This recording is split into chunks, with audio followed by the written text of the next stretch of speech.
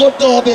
গোপালগঞ্জে এখনো কিভাবে আমাদের এই অভ্যুত্থানের যোদ্ধাদের উপরে হামলা হয়, আমরা প্রশাসনকে, পুলিশকে স্পষ্টভাবে বলতে চাই, পুরো বাংলাদেশে আমাদের এই যোদ্ধাদের, ফ্যাসিস্ট বিরোধী আন্দোলনকারীদের নিরাপত্তা যদি না দিতে পারেন, তাহলে ওই চেয়ারে কোনো আইন শৃঙ্খলা রক্ষাকারী বাহিনীর বসে থাকার কোনো অধিকার নেই।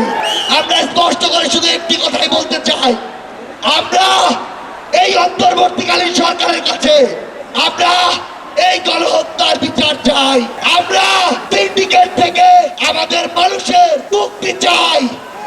আমরা পাচারকৃত অর্থ ফেরত চাই। আমরা দ্রব্যমূল্য নিয়ন্ত্রণ করে মানুষের স্বস্তি চাই। আমরা আহত যোদ্ধাদের সুচিকিৎসা চাই।